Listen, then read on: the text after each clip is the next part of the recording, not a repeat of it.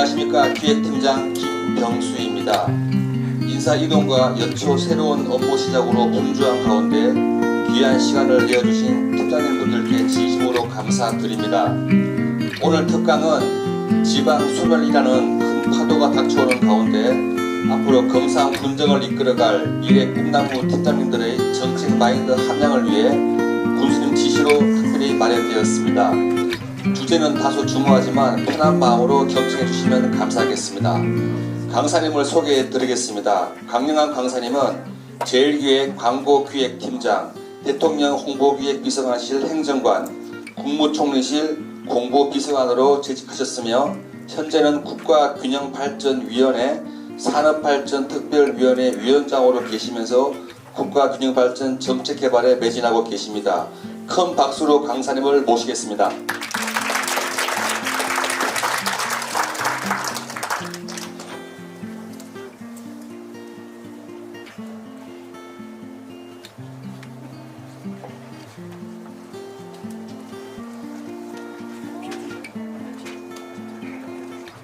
안녕하십니까, 강영환입니다. 조금은 굉장히 긴 타이틀을 갖고 있습니다. 되게 좋은 얘기는 다 들어가 있어요. 대통령 직소, 국가 균형 발전, 지방 투자, 산업 발전. 정말 이런 것들이 됐으면 좋겠다는 생각을 많이 하면서 오늘 이 자리에 섰습니다. 저는 금산군과는 바로 옆 동네 대전의 중구에서 태어나서 지금도 집이 대전 중구에 있습니다. 선화동 호시돈정호 날맹이의 우리 할아버지 때부터 살던 집에서 2015년도에 총리실 공보비서관 발령 났을 때 거기 들어가서 한번 살아야 되겠다.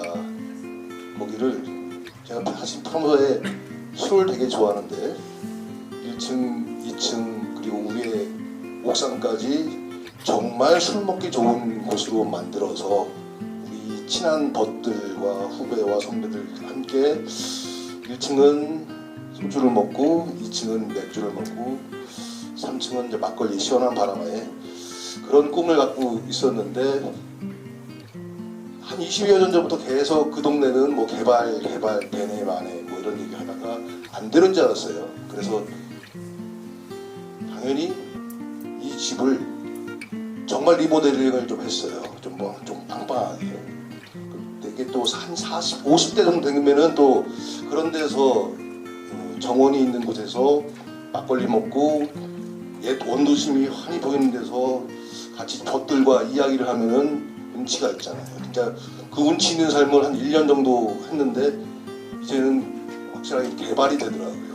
꽤 많은 투자를 했는데 정말 아깝게도 그 집이 지금은 사라져서 저는 그 개발의 분과 함께 다른 동네에 가서 전세자리를 좀 하고 있습니다. 그런 상황에서 부동산 값은 떨어지고 있고 앞으로 제 인생은 어떻게 될지 모르겠다라는 생각을 하면서 오늘 이렇게 우리 옆 동네인 금산군의 우리 동료 공무원들과 함께 1시간 반, 2시간 가까이 함께 자리를 하도록 하겠습니다. 조금보다는 많이 요란하게 살았습니다. 첫 직장을 광고회사에서 여러분 혹시 기억하실지 모르겠지만은 그 삼성 손빨래 세탁기, 따로따로 냉장고, 삼성 TV 명품 플러스 완 뭐 이런 TV를 광고를 기획하고 이렇게 행복하게 살다가 이건 아니겠다. 새로운 도전을 생각을 하면서 이렇게 좀 움직여 왔습니다. 바이오 기업에서도 있었고 한번 대통령 또 한번 만들어봐야겠다 싶기도 하고 해서 또 대통령실에도 있었고 지금은 또 이렇게 지방시대를 가지고서 그 인수위 때부터 시작해갖고 국가균형발전주의 관련된 일을 하고 있습니다. 아마도 제 인생에서 가장 중요한 뿌리, 만약에 저의 삶에 정신적 어떤 그 뿌리가 있다면은 아마도 제1기획에서 있었을 때에 한 8년 3개월 정도로 있었는데, 그때에서의 광고인으로서의 삶이 저에게는 제일 크지 않았나. 그리고 그 삶을 지금도 조금은 지켜보려고, 그때 했던 내 생각, 내 사고방식, 내 삶의 방식을 좀 유지해 보려고 노력을 하는 중입니다. 그래서 조금은 자유로운 삶을 살려고 하고 있고, 조금은 자유롭게 생각을 하려고 하고 있습니다. 대리가 될 때쯤 1996년도, 그러니까 제 나이가 한 30살 정도 됐을 때쯤, 31살 못 됐을 때쯤에 대리 교육 받는데 굉장히 유명한 그 광고 기획하시는 선배분이 그 대리 입문 교육에서 이런 말씀을 하시더라고요. 그때까지 저는 잘 몰랐었는데, 저도 하나의 그냥 직장인이라 생각을 했었는데, 아, 이런 거구나. 우리가 이제 얼음이 녹으면, 우리는 얼음이 녹으면 당연히 물이 되죠. 당연히 물이 됩니다. 물이 되는데, 그분은 이제 얼음이 녹으면 봄이 온다는 그런 그 화두를 던졌어요. 그래서 그때 저는 사실 굉장히 놀랐었어요. 저는 사실 그렇게 광고회사 4년 정도 돼서 대리가 되는데, 그때까지는 그런 생각까지는 못했거든요. 그 이후에 또 TV에서도 어떤 분이 나와서 이런 얘기도 하고 하는데, 96년도에 제가 느꼈던, 광고회사에서 느꼈던 이 화두는 정말 저에게는 컸었어요. 그래서 야, 얼음이 녹으면 봄이 올 수 있는구나. 근데 항상 나는 얼음이 녹으면 물이 된다라는 생각만 했던 것 같아요. 그러면서 저는 이제 물이 끓으면 기체가 되고, 뭐 그렇게 생각하는 것이 일반적이지만, 물이 끓으면 뭐 커피가 생각난다라든가, 다양한 영역에서의 사고를 좀 넓혀야겠다, 그런 생각을 사실 그때 많이 했습니다. 그때가 30살 전후였었던 것 같아요. 한번 원숭이라는 걸 한번 생각을 해보죠. 우리는 원숭이 어느 때부턴가, 중학교 딱 들어가면서부터 원숭이, 우리의 조상, 보노보, 고릴라, 침팬지, 오랑우탄, 다 우리의 선조들이잖아요. 그렇게 배웠어요. 그리고 남방 원숭이인 오스트랄로피테쿠스가 우리의 아주 선조인, 그렇게 배워왔죠. 그리고 호모 에렉투스, 직립하는 호모 에렉투스, 그리고 호모 사피엔스, 그리고 호모 사피엔스 늘 이거를 중학교 때부터 쭉 배워왔고, 그거를 외웠고, 또 시험에도 나왔고, 또 그걸 암기해야 됐었어요. 그러던 사이에 사실은 우리는 어렸을 때부터 아무도 가르쳐주지 않았는데 이런 노래를 했던 것 같아요. 아무도 안 가르쳐줬는데 자연스럽게, 원숭이 똥구멍은 빨개, 빨가면 사과, 사과는 맛있어, 맛있으면 바나나, 바나나는 길어, 길으면 기차, 기차는 빨라, 빠른 비행기, 비행기는 높아, 높으면 백두산. 원숭이는 백두산이었던 거예요. 우리가 어렸을 때는, 학교 교육을 받기 전에는, 외우기 전에는 우리는 원숭이에서부터 저 백두산까지를 연상을 하면서 사실은 그게 자연스럽게 자유인의 모습으로 사실 살아왔는데, 어느 날 교육이라는 게 들어오고 등등등 하면서 우리는 원숭이에서 오스트랄로피테쿠스와 호모 사피엔스로 가는 그 길만을 우리는 생각을 해왔던 것 같아요. 그래서 우리가 어렸을 때 그 소중하게 아니 그냥 자연스럽게 외웠던 느꼈던 그 원숭이의 노래는 사라져 버렸죠. 물론 두 개 다 맞는 거죠. 맞는데 우리는 한쪽 세상에 지배돼서 살아왔던 것 같아요. 그게 물리적 사고와 화학적인 사고의 차이라는 생각을 합니다. 두 가지 다 우리의 사고에 필요하죠. 원숭이는 오스트랄로피테쿠스와 호모 사피엔스로 하는 것도 맞고, 원숭이는 감각, 미각과 시각과 촉각, 공감각을 거쳐서 백두산에 가는 것도 맞고, 그것이 제가 화학적 사고라고 생각을 해요. 이런 물리적 사고와 화학적 사고를 조금은 같이 균형 있게 하는 거, 저는 그게 기획이라고 생각을 합니다. 우리는 아마도 여러분들 공무원분들은 기승전결 논리 A, B, C, D 그 다음에 Z까지 가는 이 논리에 우리는 사실 되게 빠져 있죠. 그런데 조금 다르게 A는 D가 될 수 있고 A는 F가 될 수 있는, 그래서 다시 B로 오기도 하고, 이런 사고가 제가 봤을 때는 가장 중요한, 우리가 가야 좀 보강을 해야 될 우리의 사고 영역이 아니겠나라는 생각을 해봅니다. 그게 저는 크리에이티브라고 생각을 해요. 그게 창의라고 생각해요. 그게 광고회사에서 시작을 해서 지금 제가 지방시대를 쭉 이야기를 할 텐데, 광고회사에서 지방시대까지 자연스럽게 넘어올 수 있는 제 사고의 자유스러움, 그런 게 아니겠나 싶습니다. 저는 광고에서 시작을 해서 그래도 자유스럽게 원숭이가 백두산 가듯 지방시대로 연결될 수 있는 그런 사고를 나름대로 체험을 하면서 경험을 하고 키워왔던 것 같습니다. 그게 제가 봤을 때는 발상의 전환이라고 생각을 해요.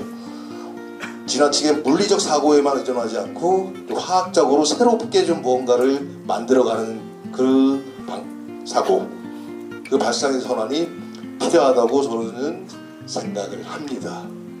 그게 창의와 혁신이라고 생각을 해요. 그리고 창의와 혁신의 그 기본적인 바탕에는 서로 합하는 것, 무언가를 합하는 것이 창의와 혁신의 출발이라고 생각을 합니다. 원숭이와 백두산을 합하는 것, 원숭이도 그렇고 백두산도 그렇고 우리 굉장히 낯익은 것들이에요. 아주 가까이 있는 우리가, 근데 좀 낯설잖아요. 요 낯서는 거, 어른과 몸도 마찬가지예요. 좀 다른 영역에 있지만 요 다른 영역에 있는 아주 낯익은 거를 조금은 낯설게 결합하는 거, 그게 크리에이티브라는 생각을 합니다. 그 낯선 것들을 합하는 거, 그래서 그 합함을 저는 지방시대에 구현을 하려고 했습니다. 지방시대에다가는 생각을 합했어요. 자유라는 생각, 정의라는 것, 그리고 우리가 살고 있는 이 도시의 문제, 그리고 우리가 함께하고 있는 사람들, 인구, 청년의 문제, 이 문제를 합했어요. 제 나름대로의 해석법은 그래요. 각자가 지방시대를 바라보는, 지역 균형 발전을 바라보는 시각은 다를 수 있겠지만, 광고에서부터 출발해서 지방시대까지 온 제 생각의 발상의 그 정신은 이렇게 이 네 가지 요소를 합하려는 게 있었다. 자유라는 것이 매우 왜곡되어 있다고 저는 생각을 했습니다. 대통령이 취임사에서 36번의 자유를 이야기를 합니다. 그리고 8.15 경축사에도 32번의 자유를 얘기를 해요. 그만큼 자유라는 것에 이 정부에서는 굉장히 중요한 가치를 부여하고 있어요. 저는 다른 것보다도 지방이 지자체가 자유롭지가 않아요. 국가가 중앙정부가 그어놓은 그 룰대로 그 방향대로 그 선대로 그대로 하게끔 하는 그런 현재의 지방의 모습이죠. 우리는 사실은 지방의 역할이 중앙정부의 역할이 너무 강하다 보니 국가의 역할이 너무 강하다 보니 많은 부분들이 국가가 해결해 줘야 될지 아마 국가가 책임이 있을 거야. 국가가 문제야. 국가의 많은 것들을 의문을 제기하고 역할을 부여하고 책임을 요구합니다. 사실은 그러다 보니까 많은 부분에 국가주의의 흔적들이 보이죠. 이건 뭐 어차피 국가가 중앙정부의 가이드고 그리고 대부분의 우리가 기획이라고 하더라도 대부분의 우리 지방에서 할 수 있는 거는 공모사업에서 틀에 맞춰서 해야 되는 거. 다 나눠 먹기식 아니면 별로 기획이 없는. 우린 그거를 또 기획이라고 얘기를 하는 그런 시대입니다.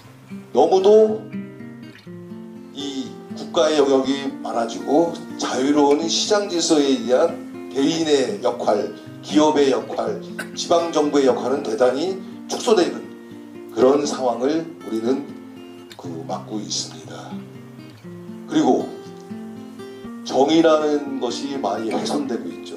이번 정부는 뭐 정의와 상식을 매우 중요한 모토로 하는 정부이기도 하지만 대단히 정의롭지 못한 사회임에는 틀림이 없습니다. 똑같은 사양의 아파트가 서울에 있는 아파트와 우리 지방의 금산에 있는 아파트와 차이가 너무 크죠. 물론 여러 가지 요소에서 차이가 있을 수는 있어요. 근데 어느 정도의 이게 자산의 어떤 신장률이 있다고 한다면 그 신장률의 차이가 너무 크다는 거죠. 너무. 그게 뭐 한 1대2 뭐 이런 것 정도 수준이 아니라 어마어마한 차이가 있죠. 첫 스타트에 따라서 정말 차이가 심한 그런. 단지 지방에서 대학을 나왔다는 이유로 취업도 안 되고 급여도 힘들고 이런 실정. 이거는 어쩌면은 정의의 문제를 넘어서 사실은 우리가 상식적으로 수용하기에는 대단히 그 상식의 범위를 넘어선 그런 수준까지 온 것 같습니다. 저는 그런 속에서 이 균형 발전이라는 것은 우리 사회에서 적어도 지역, 이 한반도 남단에 서서의 공간에 서서의 정의의 구현이라는 생각을 합니다. 그래도 어느 정도의 기회라든가 어느 정도의 가치에 대한 인정이라는 것이 어느 정도는 비슷하게 누릴 수 있는 그런 어떤 정의는 반드시 복원돼야 되겠다라는 생각을 하죠. 수도권과 비수도권의 차이가 너무도 큽니다. 실제적으로 수도권, 소위 경기도, 서울, 인천을 포함한 이 3개 지자체가 차지하는 면적의 포션은 11.8%예요. 12%가 안 되죠. 그 바깥에 비수도권이 88.2%의 면적을 차지하고 있어요. 그런데 2015년 이후에 우리의 GRDP는 50대 50%를 수도권이 더 많이 가져가고 있어요. 그리고 2017년부터는 취업자 수가 50%를 넘어서요, 수도권이. 그리고 2019년부터는 인구마저도 50%를 넘어서죠. 지금 소비 신용카드의 이용을 기준으로 하는 소비의 기준으로 75%에 육박하는 그 포션이 수도권에서 비수도권은 25%에 불과한 그런 상황이죠. 11.8%의 면적인데 너무도 차이가 나는 그런 상황입니다. 국회의원 수도 마찬가지예요. 국회의원 수도 비례대표 지역 기준으로 보면은 비수도권이 조금 더 많지만 비례대표를 합하면은 수도권이 훨씬 많습니다. 그렇기 때문에 정책 결정권자들이 대부분의 수도권에 있기 때문에 수도권 중심으로 갈 수밖에 없는 구조죠. 그리고 공직에 계신 분들 마찬가지로 행정고시라든가 이 고시를 패스했던 분들이 대부분이 수도권이죠. 그러다 보니 모든 정책 결정과 의사구조가 대부분의 수도권 중심으로 갈 수밖에 없는 그런 구조. 이거 정말 문제라고 생각을 합니다. 이 차이가 원래부터는 비수도권이 굉장히 그래도 컸었어요. 쭉 좁혀있다가 이렇게 벌어져서 역전됐는데 이게 그 벌어짐이 너무 커져가고 있어요. 이렇게 가다 보면 5년 후 10년 후에는 아마 6대4 나올 거예요. 6대4 나올 거죠. 면적이 더 커지는. 사실 제가 굉장히 그 인수위 전에 사실은 대통령 선거 캠프에도 조금 관여를 했었는데 그때 경기 북부 얘기가 나왔어요. 경기 북부, 경기 북도, 경기도를 두 개 나누자. 경기도도 남쪽은 잘 살아요.